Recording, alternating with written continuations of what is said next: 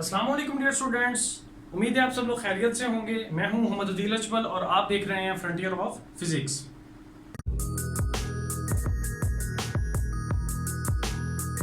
बेटा पिछले लेक्चर्स में हम वेक्टर्स को स्टडी कर चुके हैं, वेक्टर की कुछ स्पेशल टाइप्स और एक मेथड हमने डिस्कस किया था वेक्टर्स को ऐड और सब्ट्रैक्ट करने का।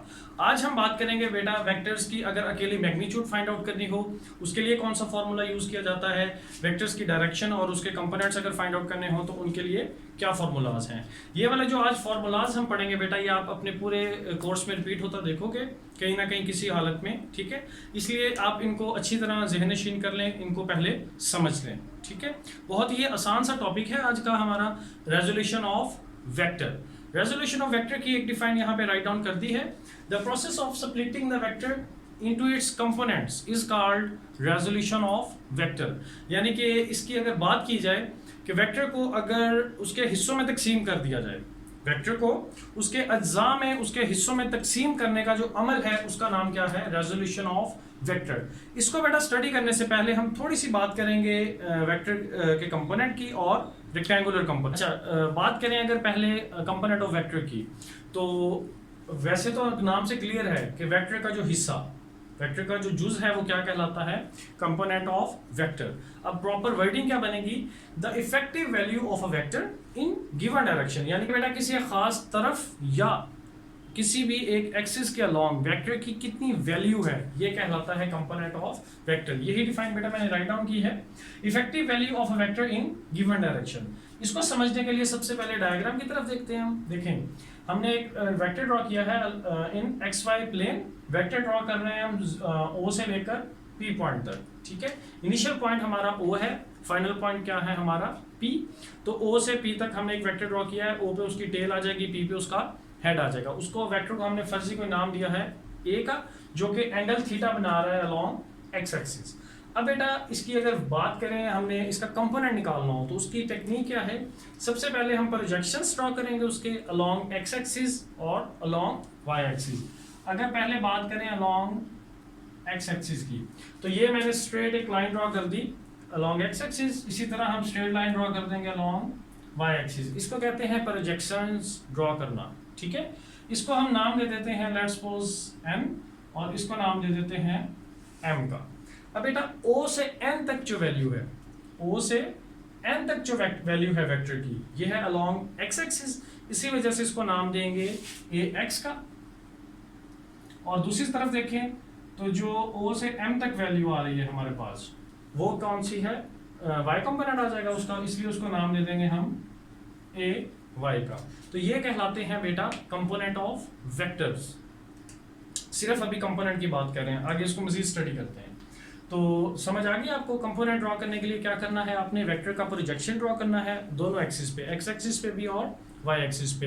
अलोंग एक्स एक्सिस जितनी वैल्यू होगी वो बन जाएगा आपका एक्स कंपोनेंट, और जो अलोंग वाई आपके वैल्यू आ जाएगी वो बन जाएगी उसका वाई कंपोनेंट बन जाएगी। बेटा जैसा कि हमें क्लियर है कि एक्स एक्सिस और वाई एक्सिस में एंगल कितना होता है, 90 डिग्री।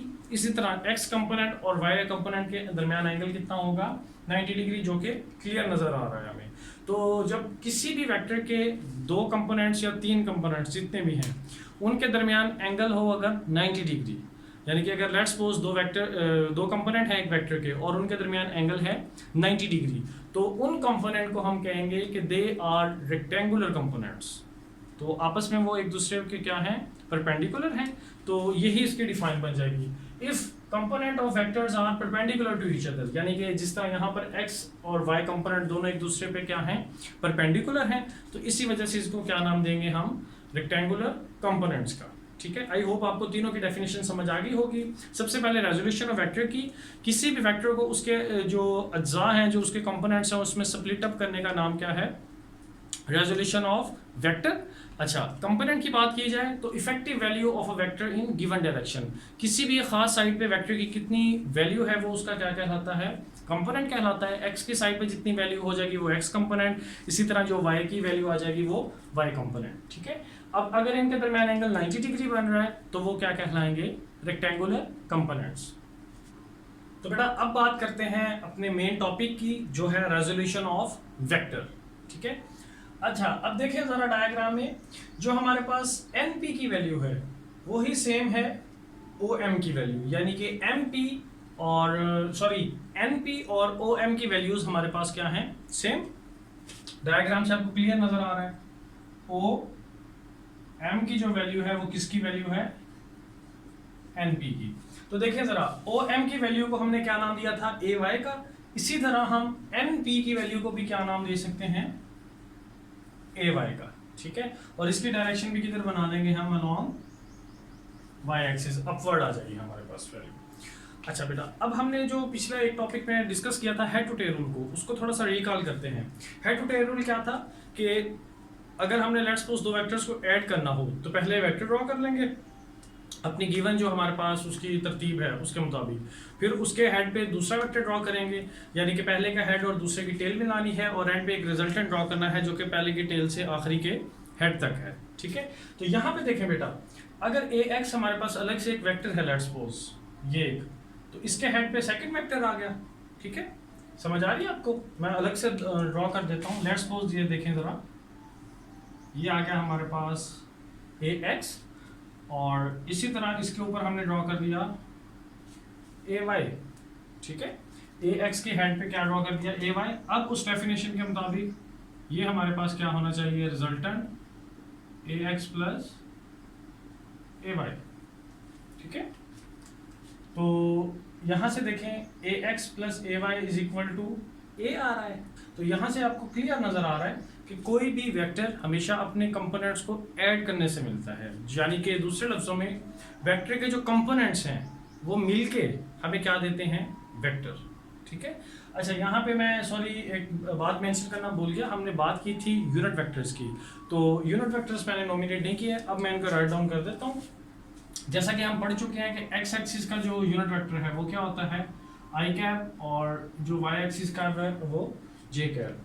ठीक है, तो इसी तरह यहाँ पे भी क्या आ जाएगा, ए एक्स आई और ए वाई जे, इस फॉर्मूले में भी चेंजिंग आ जाएगी हमारे पास। ठीक है,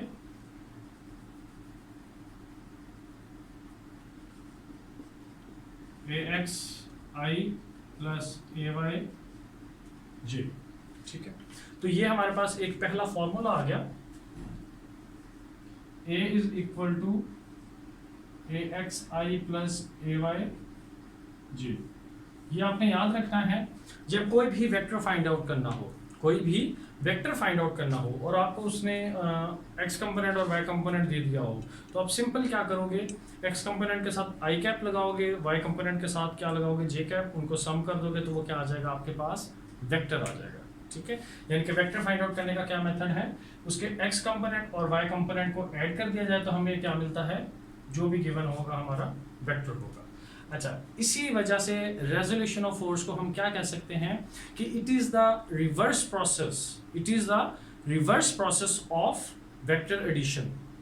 यानी कि वेक्टर एडिशन में हम क्या करते थे, पहले हमने एक वेक्टर ड्रॉ किया, फिर दूसरा ड्रॉ किया, फिर हमारे पास रिजल्टेंट आ गया। इसमें हमने सबसे पहले हमारे पास क्या था, एक मेन वेक्टर था, उसका एक्स कंपोनेंट लिया और वाई कंपोनेंट अलग अलग बार में स्प्लिट किया, यानी कि उसमें वेक्टर्स को जोड़ के एक रिजल्टेंट मिलता था। इसमें जो रिजल्टेंट या जो गिवन वेक्टर है उसको उसके हिस्सों में दोबारा हमसे डिवाइड कर देते हैं। ठीक है, ये स्प्लिट अप कर देते हैं, तो ये भी इसकी डेफिनेशन के तौर पे इस्तेमाल किया जा सकता है। The reverse process of vector addition is called resolution of vector. ठीक है, बेटा वेक्टर के फॉर्मूले को अगर देखें दोबारा तो उसमें हमें एक्स कंपोनेंट की वैल्यू चाहिए होती है और वाई कंपोनेंट की वैल्यू चाहिए होती है। अब एक्स कंपोनेंट का फॉर्मूला क्या है और वाई कंपोनेंट का फॉर्मूला क्या है उसको ड्राइव करते हैं। उसके लिए हमें मदद लेनी होगी ट्रिग्नोमेट्री की। हमने पढ़ा है ट्रिग्नोमेट्री में साइन थीटा और कॉस ऑफ थीटा को। साइन ऑफ थीटा की वैल्यू हमारे पास क्या होती है, परपेंडिकुलर ओवर हाइपोटेन्यूज, और कॉस थीटा की वैल्यू क्या होती है, बेस ओवर हाइपोटेन्यूज। तो यहाँ पे देखें हमारे पास एक ट्राइंगल मिल रही है हमें, ओ एन पी। हमें ट्राइंगल क्या मिल रही है, ओ एन पी, यही नाम हम यहाँ पे दे देंगे। तो बेटा देखें इस डायग्राम से क्लियर नजर आ रहा है कि परपेंडिकुलर की वैल्यू क्या है, एन पी। तो यहाँ पे हम परपेंडिकुलर की जगह पे उसको रिप्लेस कर देंगे एन पी, और हाइपोटेन्यूज की वैल्यू क्या है आपके पास, ओ पी। ठीक है, जबकि एन पी की वैल्यू कितनी है आपके पास, ए वाई, और ओ पी की वैल्यू कितनी है, ए। ये किसके बराबर आ रहा है हमारे पास, साइन ऑफ थीटा के। ए बेटा इस साइड पे डिवाइड हो रहा है, जब दूसरी साइड पे लेके आएंगे इक्वेशन के तो वो क्या हो जाएगा, मल्टीप्लाई। तो हमारे पास एक फॉर्मूला आ जाएगा A y is equal to A sine of theta, ठीक है। अच्छा पहले दूसरे को सॉल्व आउट कर देते हैं, फिर मैं दोनों को एक्सप्लेन करता हूँ। बेस की वैल्यू क्या है आपके पास, ओ एन, और उसकी वैल्यू कितनी आ रही है, ए एक्स, और इसी तरह हाइपोटेन्यूज की वैल्यू कितनी आ रही है, ए इस साइड पे डिवाइड हो रहा है, जब दूसरी साइड पे लाएंगे तो कॉस ऑफ थीटा से क्या हो जाएगा, मल्टीप्लाई। तो ए एक्स की बेटा क्या वैल्यू आ जाएगी, ए कॉस ऑफ थीटा। यानी कि आपने एक्स कंपोनेंट अगर फाइंड आउट करना हो तो क्या करोगे, वेक्टर की मैग्नीट्यूड को मल्टीप्लाई कर दोगे कॉस ऑफ थीटा के साथ, वेक्टर की मैग्नीट्यूड को मल्टीप्लाई कर दोगे कॉस ऑफ थीटा के साथ। इसी तरह आपने अगर वाई कंपोनेंट फाइंड आउट करना हो तो आप क्या करोगे, अगेन मैग्नीट्यूड को मल्टीप्लाई कर दोगे साइन ऑफ थीटा के साथ, ठीक है। अब बात आपने माइंड में इस तरह रखनी है कि अलोंग एक्स एक्सिस क्या लोगे आप हमेशा, उसका कॉस ऑफ थीटा, और अलोंग वाई एक्सिस क्या लेंगे हम, उसका साइन ऑफ थीटा, वेक्टर की मैग्नीट्यूड का, ठीक है। अच्छा अब बात करते हैं अगर थीटा की, थीटा कैसे फाइंड आउट करना है। तो थीटा फाइंड आउट करने के लिए बेटा tan ऑफ थीटा का हम फॉर्मूला यूज करेंगे। थीटा की वैल्यू कितनी होती है, तो उसके लिए हमारे पास दो मेथड हैं, एक sine of theta over cos of theta, और दूसरा हमारे पास क्या है, परपेंडिकुलर ओवर बेस, ठीक है। परपेंडिकुलर की वैल्यू कितनी है हमारे पास, ए वाई, और बेस की वैल्यू कितनी है, ए एक्स, ठीक है। tan दूसरी साइड पर जाएगा तो यहाँ पे क्या हो जाएगा, tan इनवर्स ए वाई ओवर ए एक्स। यानी कि हम क्या क्या कौन कौन से फॉर्मूलाज डिस्कस कर चुके हैं। सबसे पहले वेक्टर का, उसमें हमने देखा कि एक्स कंपोनेंट है, वाई कंपोनेंट है, हमने एक्स कंपोनेंट का फॉर्मूला भी बना लिया, वाई कंपोनेंट का फॉर्मूला भी डिस्कस कर लिया। अब एक्स और वाई दोनों में हमें किसकी वैल्यू चाहिए, मैग्नीट्यूड की, और साथ साथ उसके थीटा की वैल्यू। तो थीटा के लिए हमने कौन सा फॉर्मूला यूज किया, tan का, तो हमारे पास थीटा के लिए भी फॉर्मूला आ गया। अब बात करते हैं लास्ट फॉर्मूला की, जो कि है हमारे पास magnitude of vector find out करने का। उसके लिए हम मसला फिथागोरस या पाइथागोरियन थ्योरम यूज करेंगे। वो हमारे पास क्या होता है, हाइपोटेन्यूज का square is equal to base square plus perpendicular का स्क्वायर, ठीक है। सबसे पहले बात करें इधर हाइपोटेन्यूज की, तो वो हमारे पास क्या आ रहा है, ए स्क्वायर, बेस किसके बराबर है, ए एक्स स्क्वायर, और परपेंडिकुलर किसके बराबर है, ए वाई स्क्वायर। हमें क्या चाहिए, वेक्टर की मैग्नीट्यूड, यानी कि ए, यहाँ पे स्क्वायर है तो स्क्वायर रूट ले लेंगे हम इसका, तो क्या आ जाएगा, square taking square root of